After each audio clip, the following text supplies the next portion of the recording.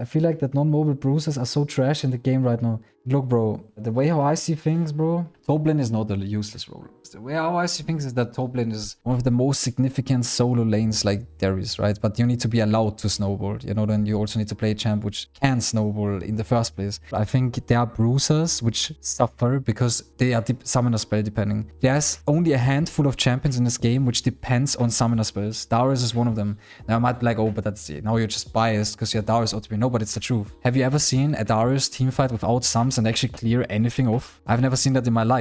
Back in the days I saw that when there was Righteous Glory or when you have setup, you know.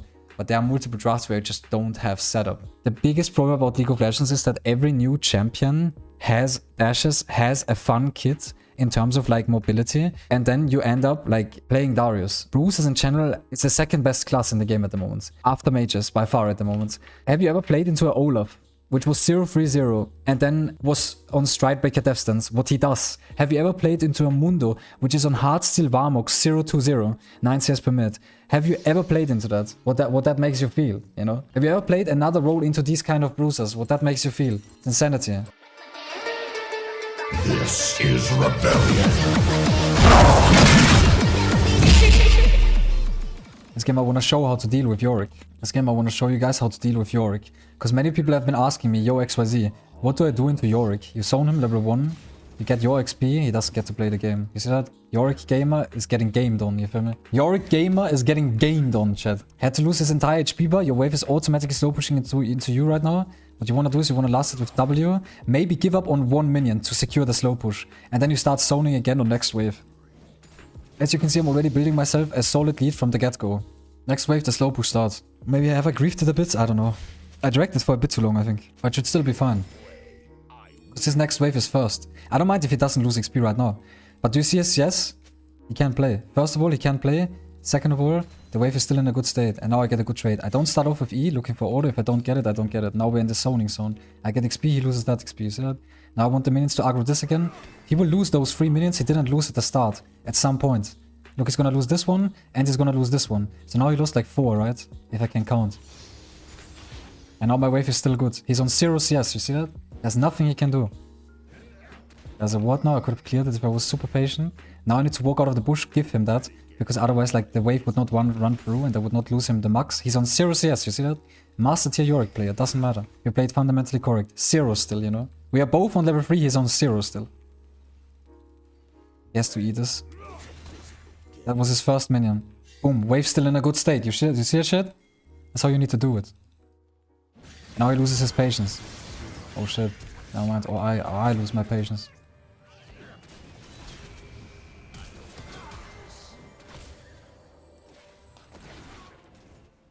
Oh my fucking days.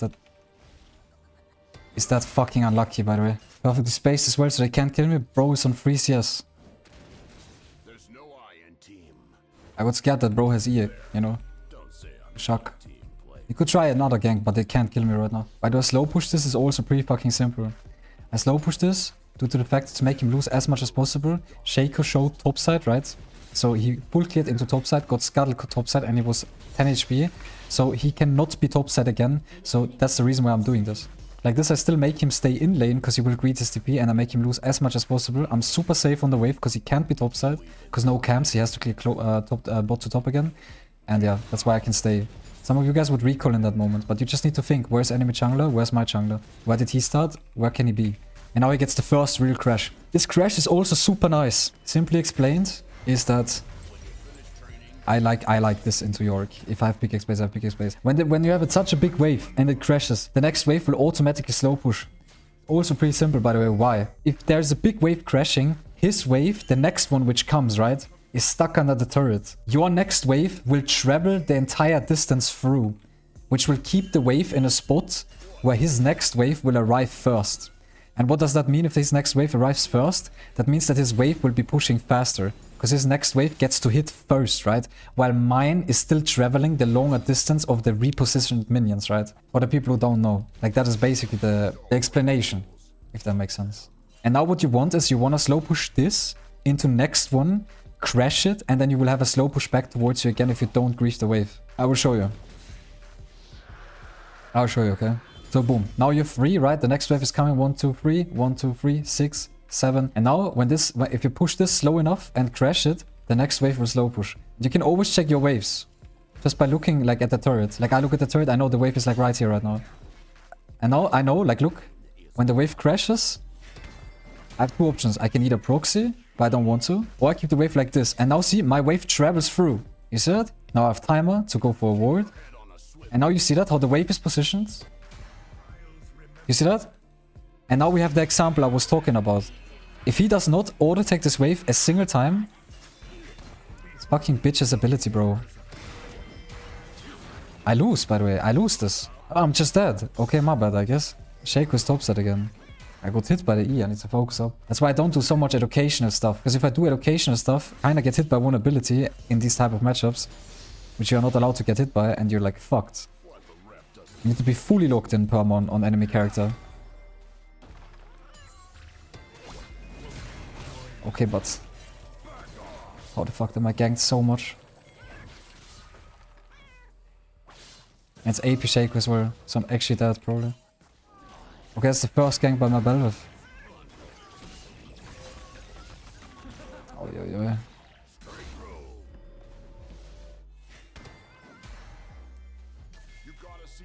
Okay, it seems like Shaco gave up on me. Good Shaco player dives you there. Because she's... My Belveth wants to all in. There's Darius. You can be low, but if I would get to the grubs... Like, I mean, I can't move. I'm sorry, Belveth. I have to push this first. I can't move. She hard forces that. What a dumb force. Once again, like, it's a bit of a noob team, but it's gonna be fine. Like, I can make it work. It's not a problem. I mean, when he gets his wipe, you're just not allowed to get hit by his E. I got hit by his E, I got punished. It's like Ilaoi lane, you know? You just need to hyperfixate on your and on his champ. But still, look. You see my advantage still? Even after I got hit one time and I made a mistake, I'm up 30 CS right now, 1.5 level. Now it's just important you once again play your waves correct. You don't hesitate, you don't get upset over the things that happened. Because you know what's the thing about League? Let's say you get to play the early game like I did. You're up double the CS almost. In 9 minutes, you're double CS of your laner. I could tilt right now of what my Belveth did. I could tilt right now that I got ganked again by the Shaco. I could get tilt right now that we lost the grubs. I could get really upset right now. Right? Or I try to like keep focusing on the way how I want to snowball. To then maybe create a lead which will help me carry this game.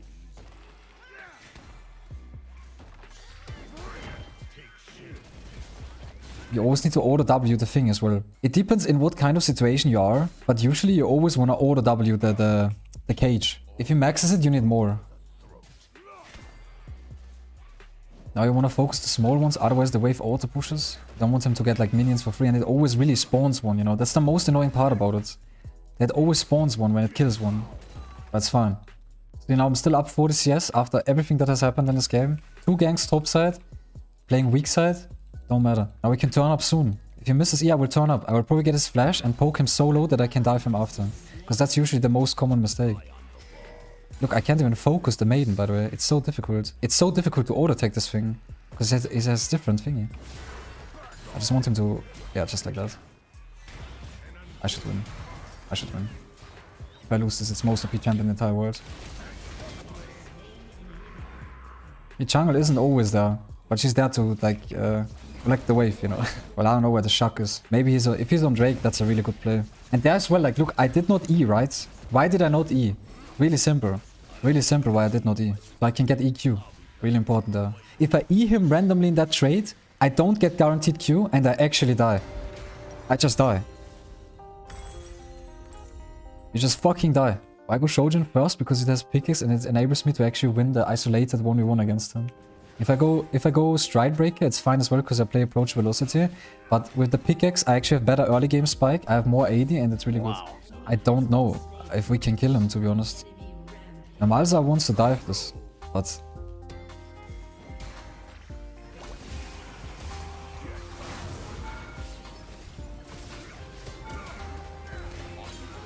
Was there a fucking... Yeah, that was... My days, bro. Oh my days, bro. Conqueror? I misplayed, bro. But like, I don't know what is the real one. My stacks were running out. Like, he's dead, by the way. What the fuck is he doing? Leona is dead, but I don't think it matters.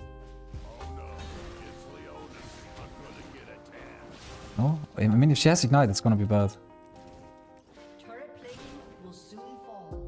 I just do it now because it's enough. That's why I waited a bit, you know. And I got scared that she eased me again. And then like, yeah, who's next? Kiana coming as well? Or like, I was about to say, like, what's next?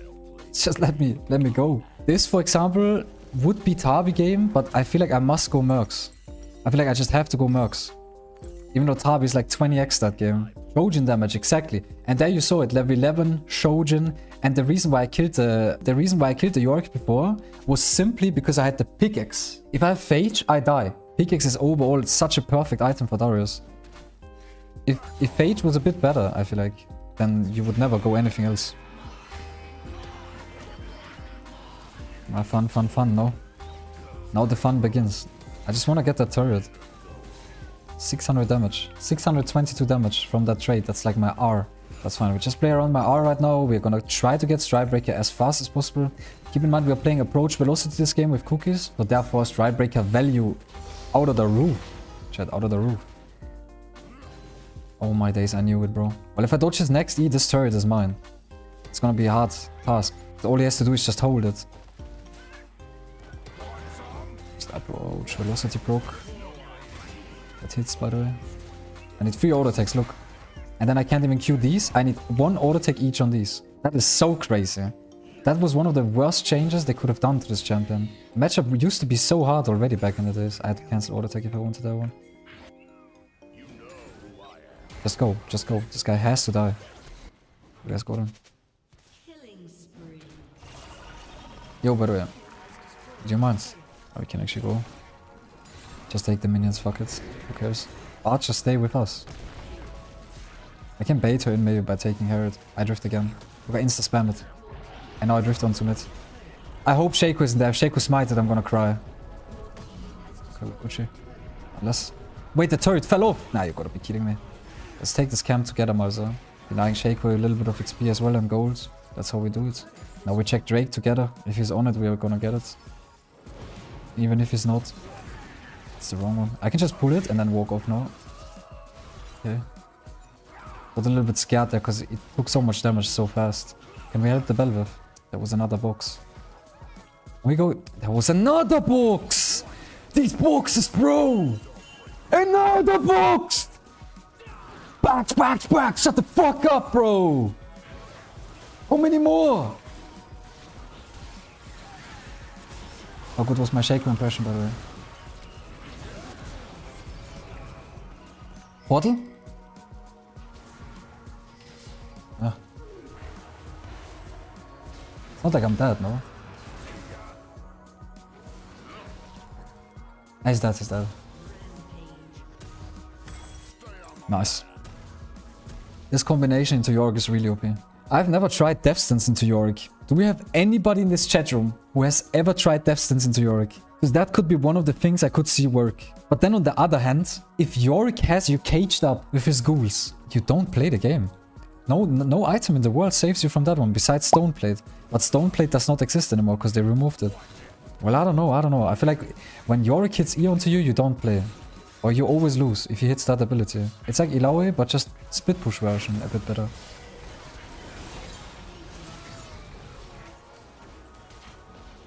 Or less AoE version.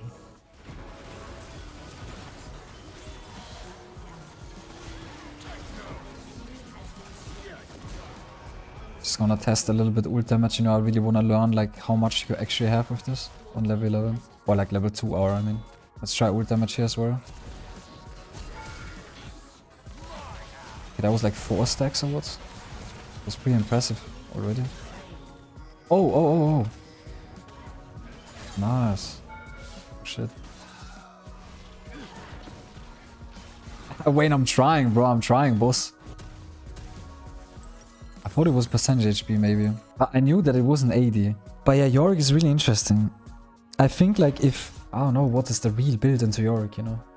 Maybe this percentage HP magic damage. But that is the most evil combination, though. When a champion works through 80 damage, but it has percentage HP damage, and then it has, like, also, like, fucking AP damage. Just don't want to get ulted. And if I get ulted, I need to buffer my W or my E. But that's also a funny champ to go up against now.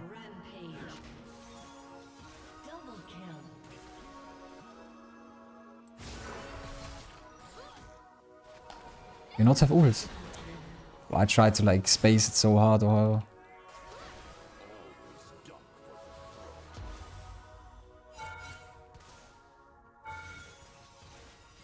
Yo, yo, yo.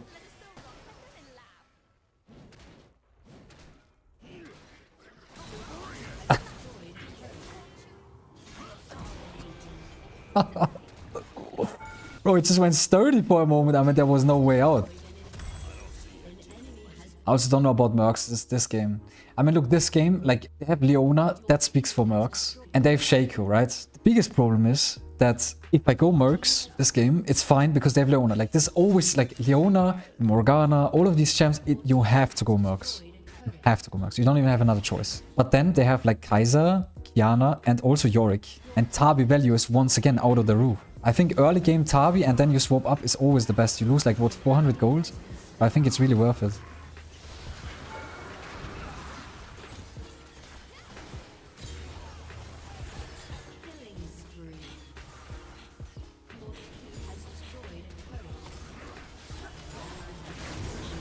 I'm dead now.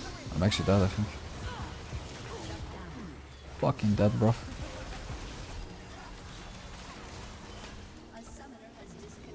See, but even though I had Mercs there, like one box, one Leona, it's whatever. If you really go Mercs for tenacity, you also have to go Sterox. You don't have another choice. Yeah, I think that's just how it goes. If you commit for Mercs, there's also Sterox which has to be built. Everything else doesn't make sense.